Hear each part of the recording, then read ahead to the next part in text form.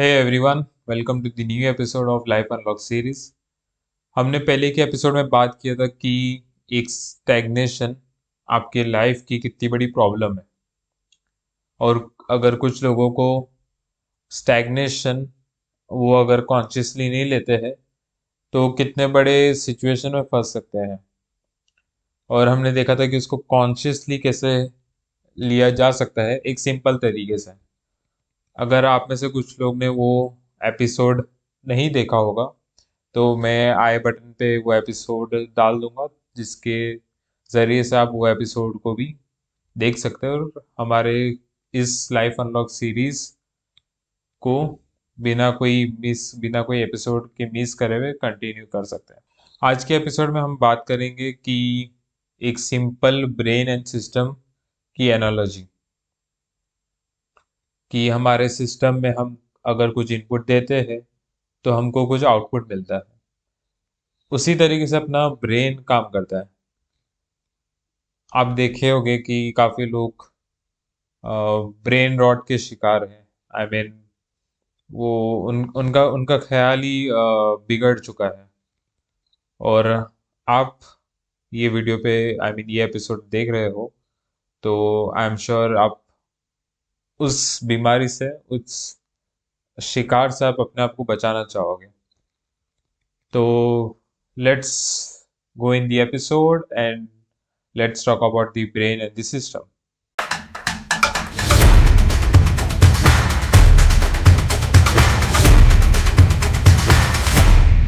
हम जैसे अपने ब्रेन को देखते हैं वैसे एक्चुअल में ब्रेन काम ही नहीं करता है।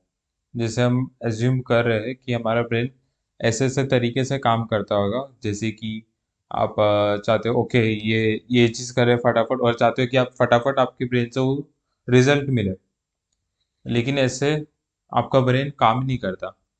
आपका ब्रेन सिंपल से एक कॉन्सेप्ट फॉलो करता है जिसको हम लोग बोलते हैं एक सिस्टम। अभी ये सिस्टम होता क्या है? सिस्टम बेसिकली आपका एक प्रोसेसर समझ लो, जिसको आप इनपुट देते हो और इनपुट को वही प्रोसेस करके आपको वो आउटपुट देता है। तो जो भी आप अपना डिजायर्ड आउटपुट चाहते हो वो टोटली डिपेंडेंट किस पे है? आपके इस इनपुट पे। बचपन में आपका ये सिस्टम, आपका ब्रेन जो रीवायरिंग हुई है वो बेसिकली फॉर्म होती है किससे? आपके पेरेंट्स से, आपके टीचर्स से, या आपके जो भी फ्रेंड आप देखते हो करते हुए, उससे आपका ये सिस्टम बिल्ड होता है। लेकिन जैसे जैसे आप बिगर ओल्डर होते जाते हो, यंगर आई मीन यंगर होते जाते हो, वैसे वैसे इसकी रिस्पॉन्सिबिलिटी आपके पास आती जाती है। So when you start getting this responsibility, you put whatever stuff you like, because in other words it is a freedom for you. And to experience this freedom you start putting whatever you like, whatever you stuff wanted to put in that brain, but not as a long term basis, as a short term basis कि short term में आपका क्या फायदा होने वाला है ये चीज करके, वो चीज कर गया। and this thing leads to the collapse of your brain। तो इसको अगर एग्जाम्पल से समझने की कोशिश करें कि लेट से आपका एक घर है। आप समझ लो कि आप जहाँ पे अभी रह रहे हो वो घर, आप कुछ महीनों के लिए, आप 1-2 महीने के लिए लेट से बाहर जा रहे हो और आप कुछ महीने के लिए वो घर को आप रेंट पे देते हो। तो क्या आप अपना घर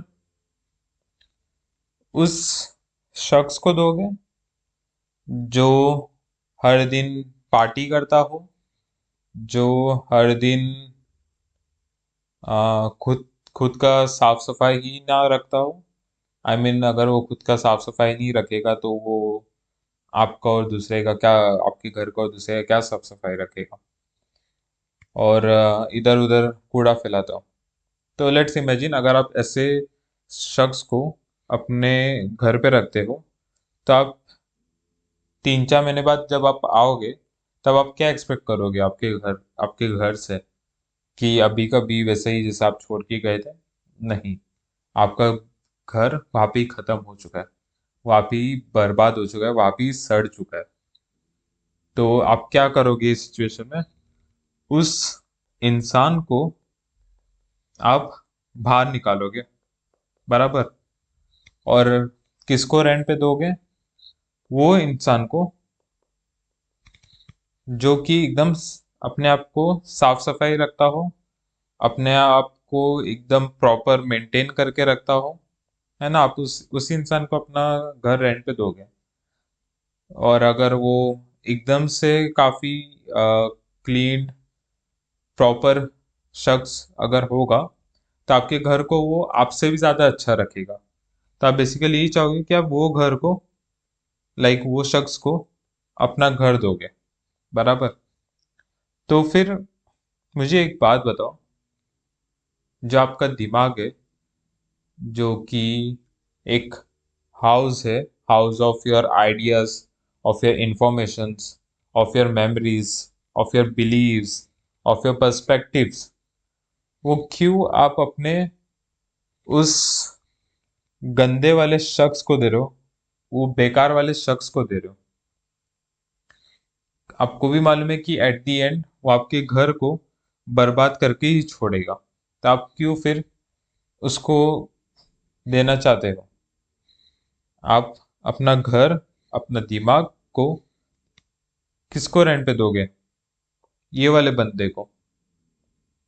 तो फिर क्यों अपना वक्त आप इंस्टाग्राम की स्क्रोलिंग में लगाते हो, जहाँ पर सिर्फ और सिर्फ आपको या तो रोस्टिंग देखने को मिलेगी, या किसी काले गोरे पे मीम्स देखने को मिलेंगे, या किसी लड़की या लड़के पे गंदे जोक्स मिलेंगे, या फिर धन की लड़ाई देखने को मिलेगी।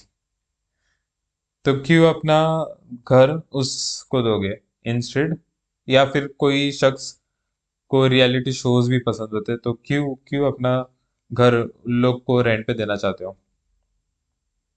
अपना घर उन लोगों को दो जो कि आपके घर को आपसे भी ज्यादा अच्छा रखे। मीन्स जरूरत आने पे, वक्त पे, आप उसका वो इंफॉर्मेशन, वो घर को यूज करके चीजें और बढ़ा सकते हो। मेरा मतलब, अगर आप अपना क्रिएटिविटी चाहते हो कि आप आपका ब्रेन मोर क्रिएटिव हो, आप as a person more creative हो, तो आप ऑब्वियसली रियलिटी शोज देखोगे, तो कहाँ से एक्सपेक्ट करते हो कि आप क्रिएटिविटी होगे?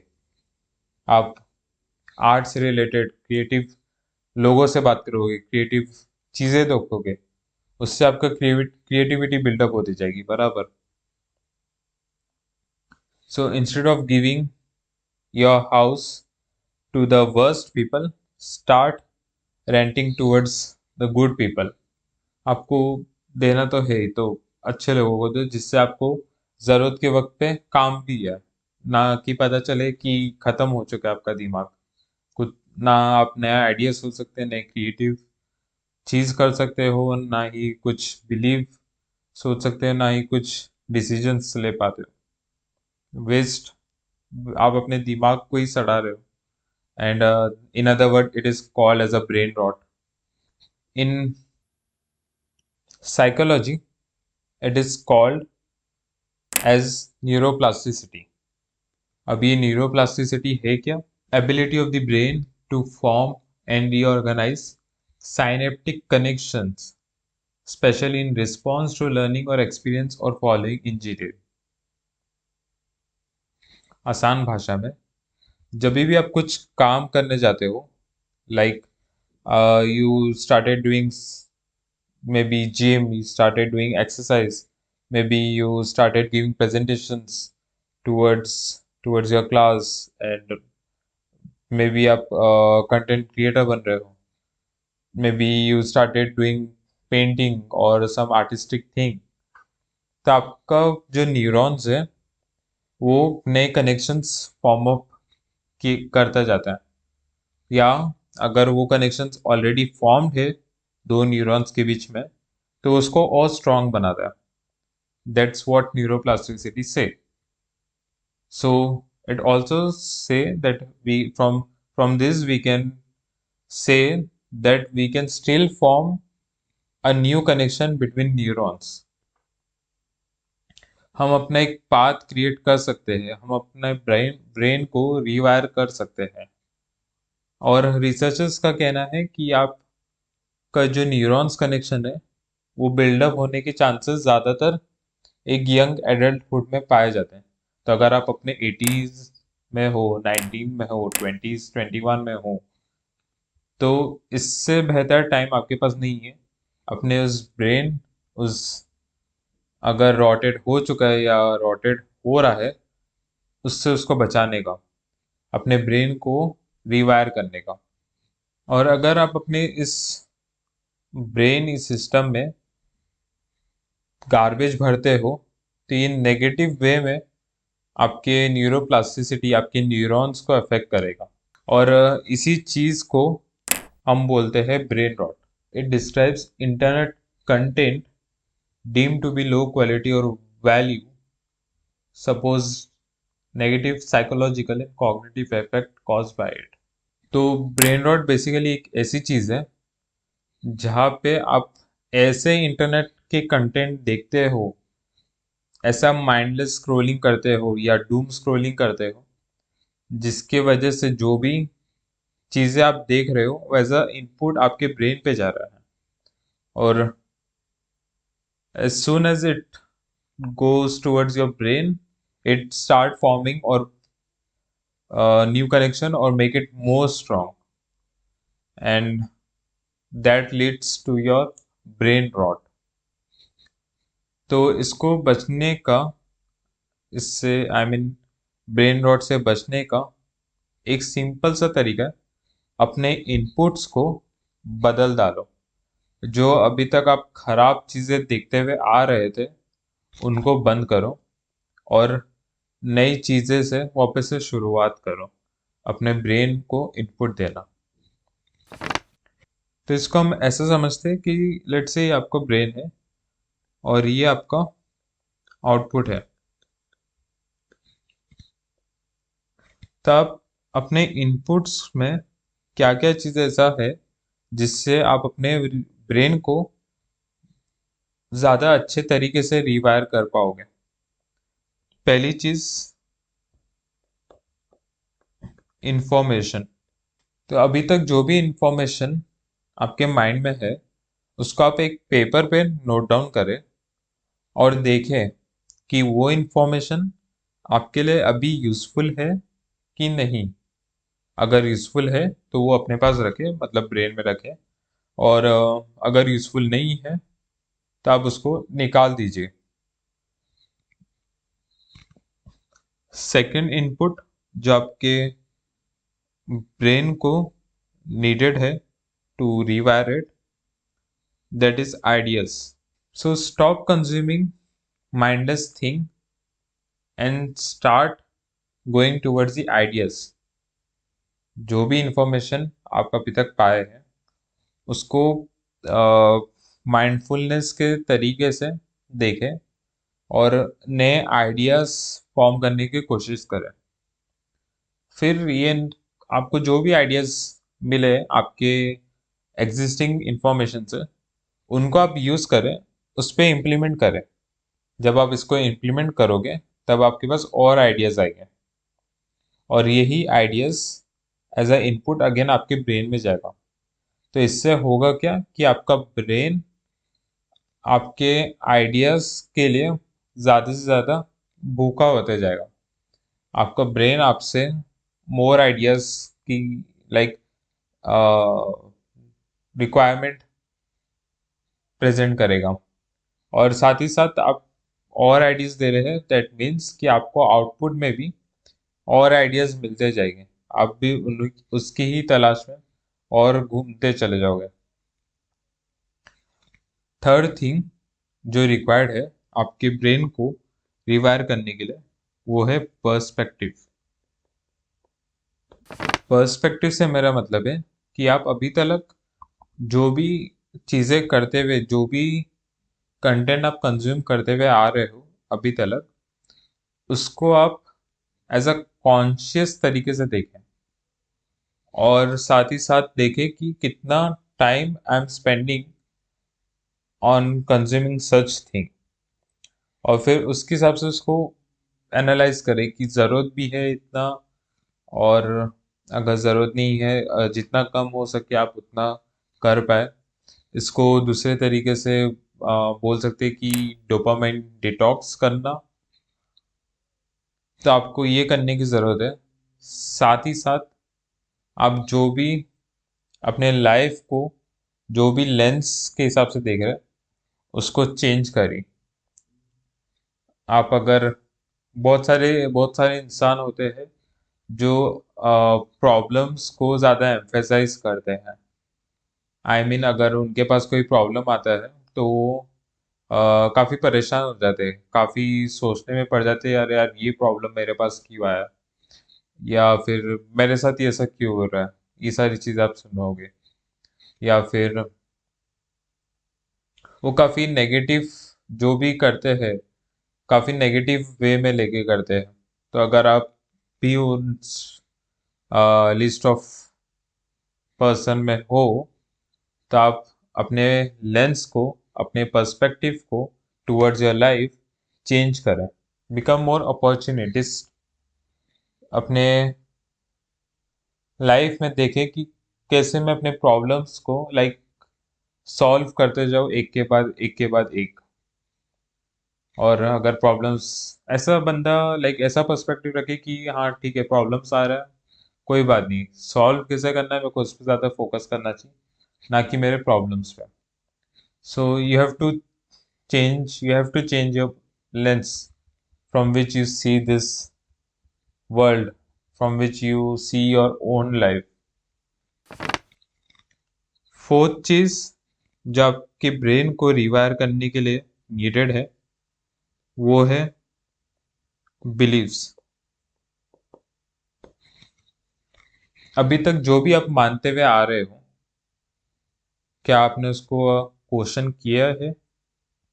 अगर नहीं किए हो तो एक paper, pen and paper again लेके बैठो, और अपने उस बिलीफ को पेपर पे नोट डाउन करो, और उसको क्वेश्चन करना चालू करो कि जो भी चीज़, जिस भी चीज़ों को मैं मानते हुए आ रहा हूँ अभी तक, क्या वो सच में सही है? कोई आपको बोल देगा कि आप बाहर मत निकले, या घर के अंदर ही रहे, तो आप वो बिलीफ, नई चीज़ें ट्राई मत करें, रिस्क मत लें। तो मेरे को नहीं लगता कि वो बिलीफ सही है एक तरीके से। अगर आप भी मानते हो तो वो आपका पॉइंट ऑफ व्यू है उस वो बिलीफ को मानने का या नहीं, लेकिन वो मेरे लिए सही नहीं है। मेरे को अगर मैं बाहर नहीं निकल पाऊंगा, मैं नई चीज़ें ट्राई नहीं कर पाऊंगा। काफ़ी काफ़ी लोग डरते हैं नई चीज़ें ट्राई करने से, नए रिस्क उठाने से। क्यों? क्योंकि कहीं ना कहीं सोसाइटी ने फॉर्म किया, बोला होता है, बेसिकली उनका माइंड फॉर्म होता है सोसाइटी से, और बोला होता है कि आप रिस्क लोगे तो आप गिरोगे, आप उठ नहीं पाओगे, आप ये नहीं कर पाओगे, आप वो नहीं कर पाओगे। So start questioning on that कि सच में ऐसा होता है कि नहीं, और जो लोग ऑलरेडी कर चुके ये चीज़, क्या उनके साथ भी हुआ है? स, और अगर हुआ है तो कैसा हुआ है? बेसिकली द थिंग इज कि आप जो भी मानते हुए आ रहे हो अभी तक, वो बेसिकली फॉर्म होता है आपके सोसाइटी, पेरेंट, टीचर से। सो स्टार्ट क्वेश्चनिंग कि सच में वो सही है या नहीं। अगर नहीं है तो एक नए बिलीव्स जो आपको सही लगते हैं उसको फॉर्म करें, जो एक्चुअल में सही है उसको फॉर्म करें, ना ही कि किसी के बात को अपना बिलीव बनाए। So that's all for the brain thing. I hope मैं अच्छे तरीके से समझाया हूँगा इस एपिसोड में कि, और आई आई ऑल्सो होप कि आप अपने ब्रेन को अभी एज अ सिस्टम की तरह देखना चालू करेंगे, और जो भी आप कचरा इनपुट दे रहे थे अपने माइंड में, उसको निकाल के अच्छी चीज़ें डालना चालू करेंगे अपने माइंड में, जिससे आपको अपने आउटपुट भी अच्छा मिल पाए, जिससे आपका लाइफ भी अच्छा हो पाए। That's the only goal for me, कि जो एक्चुअल में है वो मैं बता सकूं, आप आपको बेसिकली एक कॉन्शियस पॉइंट ऑफ व्यू दे पाऊँ अपने ब्रेन के रिलेटेड और ये लाइफ के रिलेटेड। सो मिलते हैं हम लोग नए एपिसोड में। तब तक के लिए take care and do your best, and don't be a slave of your brain और ऑफ एनीथिंग। मिलते हैं नेक्स्ट एपिसोड में। बाय।